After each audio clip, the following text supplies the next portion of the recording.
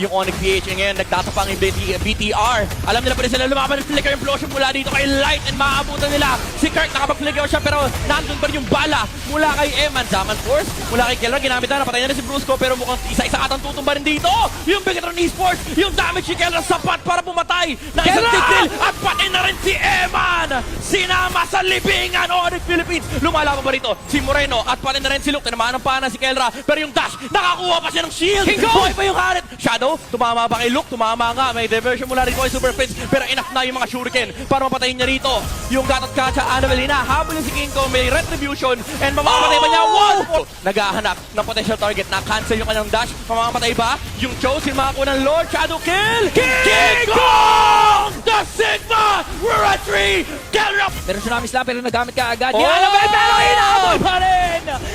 Ay! Kirk na una! Nag-purify na rito. Si Emma, nakatakbo naman siya pero nahatak naman si Luke pabalik. Nabait siya, may AOG naman. Pero si Light! Si Light yung super na target implosion dito sa harap ni Kirk pero asan yung damage? Nandun sa likuran. Binubugaw ni Kelra 1v4. Sabi niya, kaya ko kayong apat. Walang problema!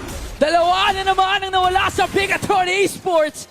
And a huge play, Super Prince nandun sa likod, parang hindi pa nga ata siya tapos. Nakapag-flicker na, papuhay pa nga. Pinalak ni Brusco, pero nandun naman si Moreno para makadeliver ng kill. Super Prince, natamaan nga ba, makakatakas, pero nabigyan din.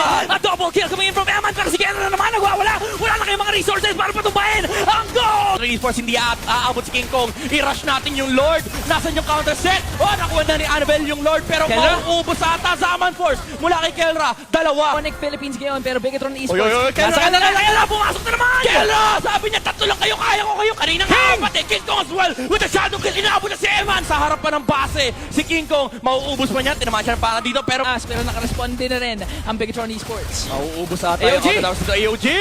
Mula sa Bigatron Esports, pero nakalabas. Nag-Bigatron na isama!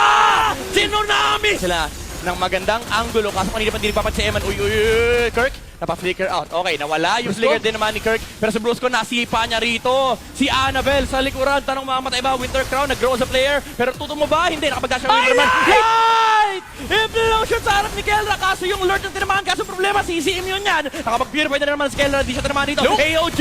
Wala dito kay Luke with a revitalize. Pero sinayawan sila ni Kelra. And si Super Prince naghihintay ng diversion play. Nandito na papunta kung saan. Sa likod ni Moreno. Hindi nila kita to. And ngayon, Bigatron Esports, depensa sila. Walang pake sa Lord yung Onyx Philippines. Annabelle with a dash in, dash out. Ang tanong, makakalabas pa siya. Winter Crown mula kay Super Prince. And tutubo pa siya. Kick. Uy, si Kirk napatay din naman. Pero si King Kong, trabaho lang doon sa likuran. And hinahabol siya nila dito. Pero hindi nata kaya. Nakalabas pa siya, Eman. Falling pretty low. And ito na ata. Hiningan, naririnig ko na. Si Brusco tutumba. Eman, sinusubukan maglagay ng bala. Kaso, this is it. Onyx Philippines taking game number... Light na papalayo ngayon, pero kung tinatry pa rin kumontes sa Bigatron Esports, may napato, it's Super Prince yun!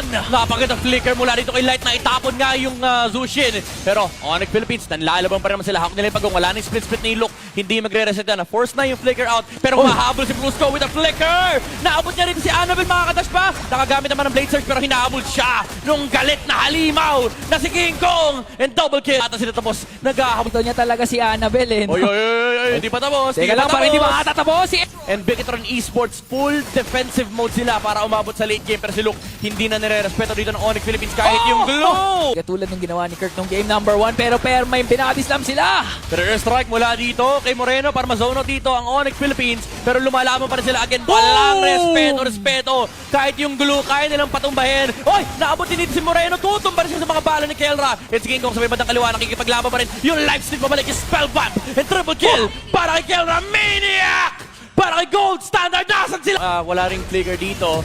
And Brusco!